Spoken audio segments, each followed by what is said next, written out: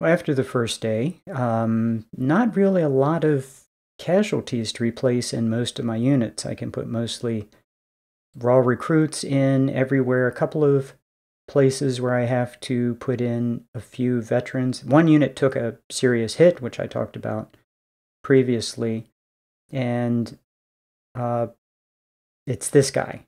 And I think about letting him go back to 2 stars, but I don't want to do that. I'm not going to try to get units to get more stars, but I mean, I'm willing to lose perks for units if I absolutely have to. And I think about it, and, well, I can afford to pay for this. So I go ahead and bite the bullet and take this guy up to 1250, which is kind of an artificial number. It's 20,000. And I really don't like spending the 20,000. I know people will not agree with me on that, but I just don't like it. So I have about 45,000. The enemy ends up with about 60,000.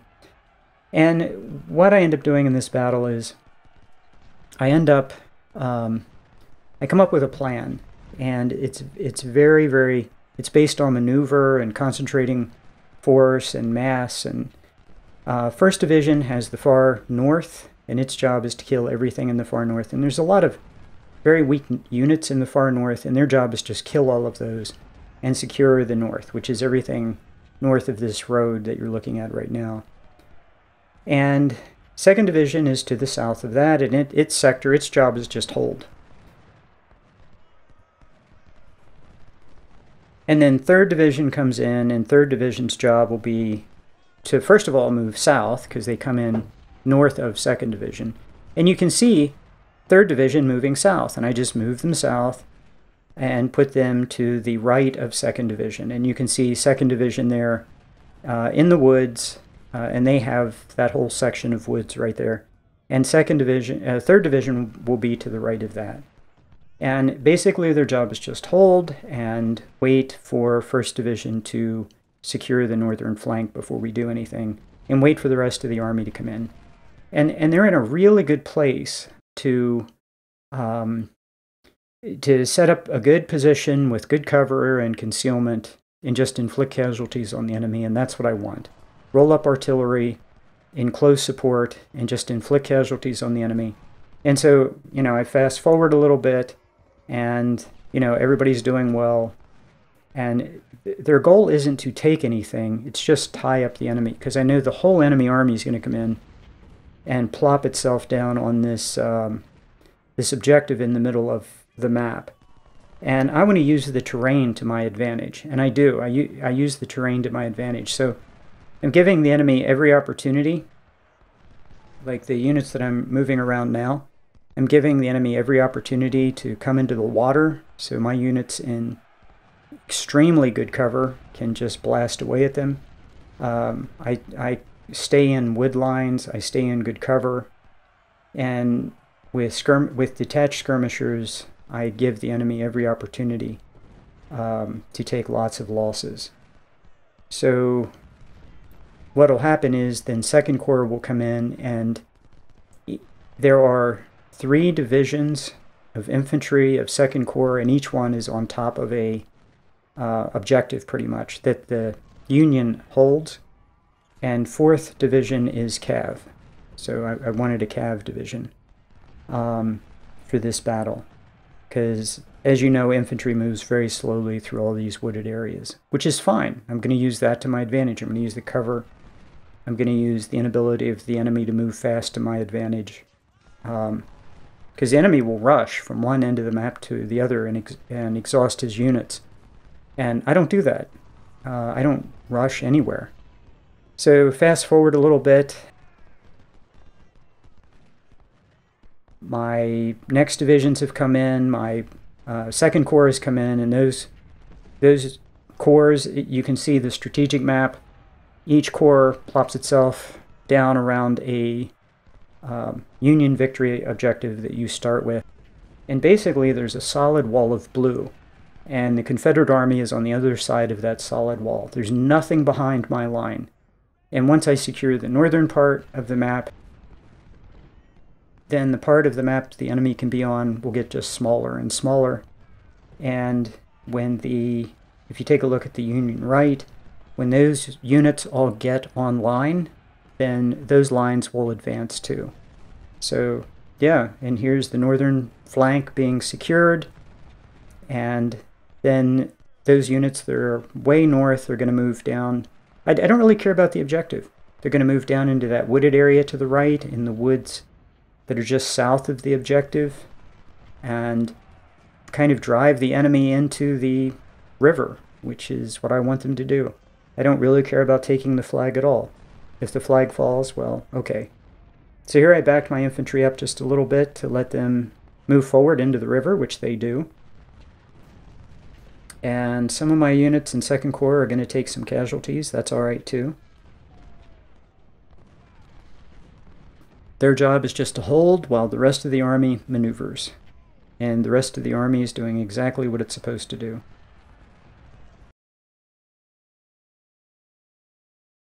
Yeah, one of the tough things, I put all my perks into logistics, specifically for this battle, because you can run out of ammo here pretty easily. And so I had to get the supply wagons moving. And while we started on the objectives that you can see to the left, I'm now having the units move forward, and the 1st Corps that you see just south of the river has not engaged yet. It's just detached skirmishers and moved up the artillery, which takes a while. And it's about, all the units down there are about to attack. So yeah, all the units are kind of just like a boa constrictor, just wrapping around the enemy and squeezing him to death. And that's kind of the objective, is just slowly squeeze him to death. And take away one section of the map at a time from the enemy. And if he wants to hold that flag in the center, well, that's just great. We'll let him do that.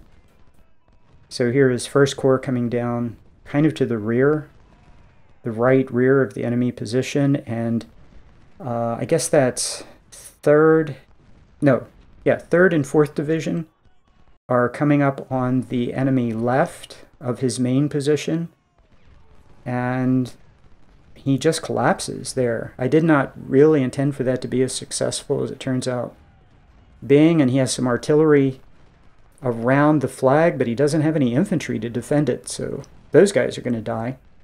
And we're in no hurry. I mean, we're just inflicting casualties, tearing him up, and wrapping around his army.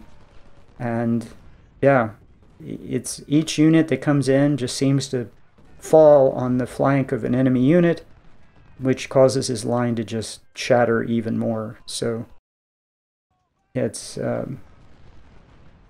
yeah, and I'm running down on the far right. I'm running down a couple of units, and we're going to capture a couple supply wagons. There's a commander in the open. That's always very bad for him. So yeah, we're not trying to take anything. We're just wrapping around and squeezing the enemy to death and kind of corralling him into a hopeless position.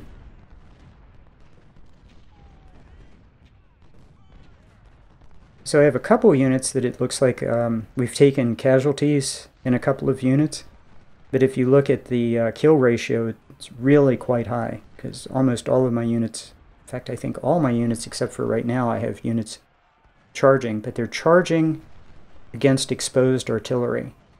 And we're going to kill those. Those are all going to die very quickly. So, and in the south of the map, there's not much there. There's like a couple of infantry units and a couple of artillery. And I have an entire corps against each one of those. So that's, that's just I mean, look at this. He's completely, hopelessly surrounded. He's only got an infantry and an artillery down here. And I have the whole world just standing on top of him, so it's hopeless. The only thing he has going for him is it's going to take them so long to move through the woods that by the time they get to this area of the map, battle's going to be over. There's going to be nothing left to kill. So, yeah, they did their job of securing the south portion of the map. And they and here they help sort of fight the troops that are in the woods here to the south area, south of this objective. And again, I'm not trying to take the flag. I don't care about the flag. Part of me would like to just let him keep the flag so the battle goes on the next day. But what I'm trying to do is kill his units. And in the process of killing his units, all the flags fall. And I don't feel like giving them back, so we just end the battle here. But yeah, the army just continues to extend the flanks and continue to move where he isn't and close this trap on his troops that are now mostly in the water, it looks like. And yeah, all I have to do is keep the units supplied, which is a trick, which takes some effort, and keep firing volley after volley into them, and keep my units in cover. And, that's a big thing. So the troops that just attacked from left to right moved very quickly across what was basically a paper-thin line the enemy had. The enemy line shattered. They were able to get among the enemy artillery and shatter it, and then I got them into cover so that they could recover a little bit and then just fire volleys into the enemy. If I can't attack with overwhelming numbers against a weak part of the enemy line, I'm just not attacking. We'll just sit back and fire volleys into him. And now, 2nd Division, it's hard to see, units have started to rout, and 2nd Division, when it advances, is basically falling on the flanks of a whole bunch of enemy units, and they're just routing. So yeah, when the units that were kind of forming a defensive line against my 2nd Division, when they routed, they exposed the flanks of all the units behind them, which were all pointed north and south, if that makes sense. So then 2nd Division, as it advances, is falling on the flanks of all of these guys. So basically his position is absolutely hopeless. Yeah, there's an artillery in the open getting slaughtered. There's an infantry getting slaughtered. He has a cav unit that's going to get hit from both sides as 1st Corps comes down from the north and 2nd Corps comes up from the south. It's going to get caught right in the middle of that. And yeah, I mean, if you look at the blue map, everybody's just kind of wrapping around the enemy position, and it's completely hopeless.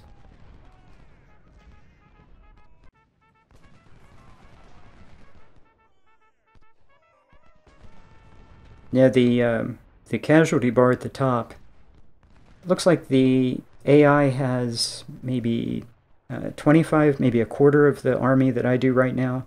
Except if you notice, his army is in a shambles and all in the wrong place. And he's going to go from 25% to 0 from this point really fast because of how bad his position is.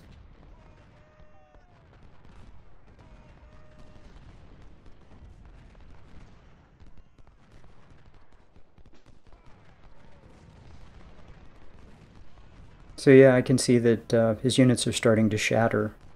Also, they're just taking shot after shot, and they're just shattering. I came into this battle with mostly 24-pound howitzers, and I have a lot of 24-pound howitzer batteries. And I came into this battle with a lot of 24-pound howitzers, and I think I had an officer get wounded. Yeah, I did. I had an officer get wounded, so I just combined 2 units, and so I have a unit of 1,600 on the field. But it's a combined unit, and it's really powerful. And it's going to fall on the flank of a couple of units and just shatter them. It's just really cool. So, yeah, and these units can melee too. So, yeah, and I'm looking at the size of these units. Bunch of very large, very powerful units firing into a unit that's 200, and it's gone. And, that's pretty much it. And his units are just now mass shattering. This isn't sped up, by the way. This is just his units just mass shattering. really fast, one after another, and the red bar just gets smaller and smaller.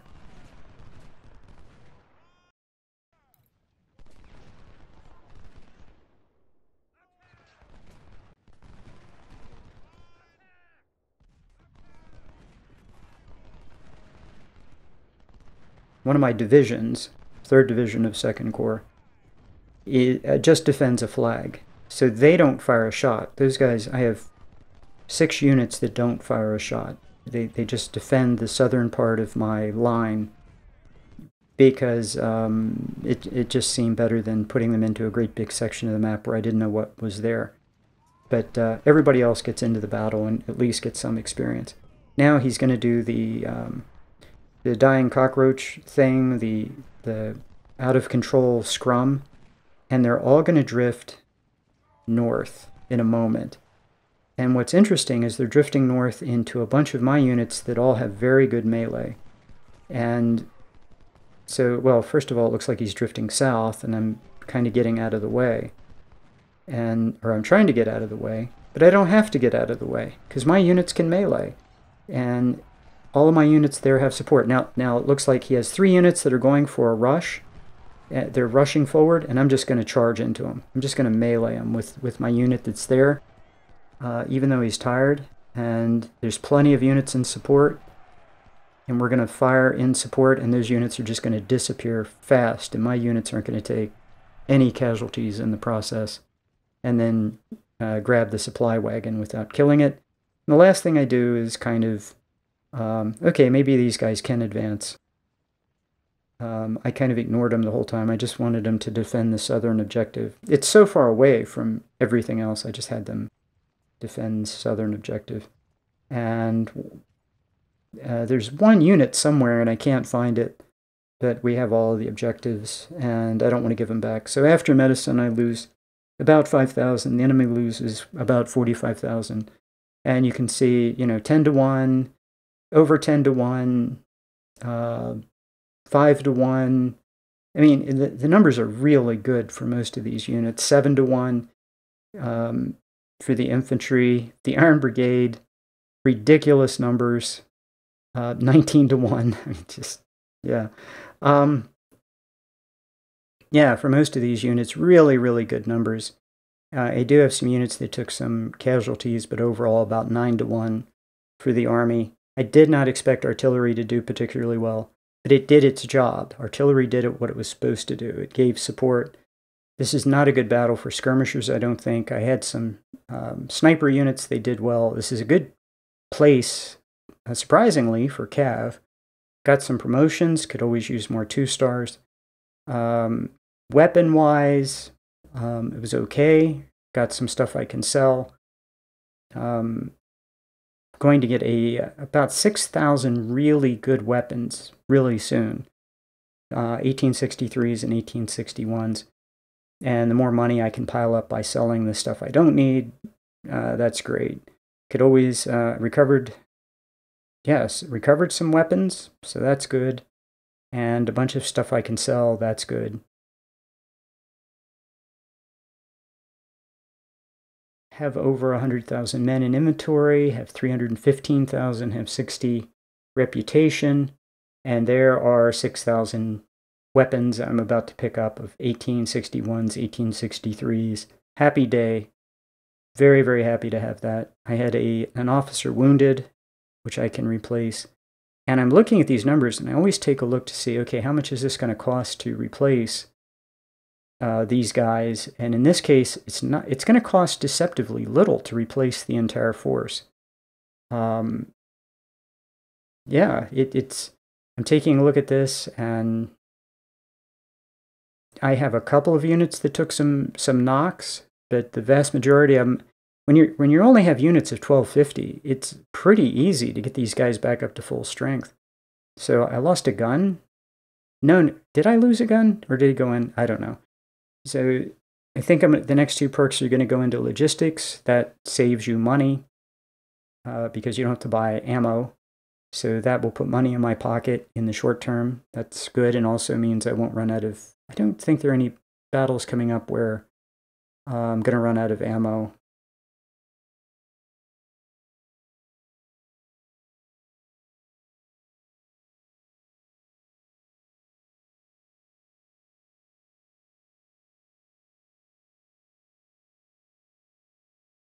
Yeah, that's gonna be a happy day. That's lovely.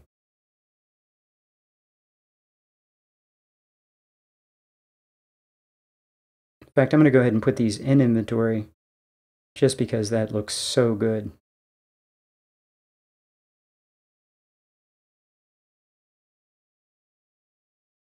Yeah, I really don't need the +1 morale. My army has like 100 morale in every unit, so yeah, I take a look at these numbers. 3,000 1863s, over almost 4,000, and over 6,000 1861s, a bunch of CS Richmonds. I mean, just have lots and lots of good weapons. $260,000 worth of 1855s. Yeah, a bunch of stuff to sell. So, which is really good because I'm going to want to buy more good stuff. I'm going to want to buy as many 1861s and 1863s as I can buy.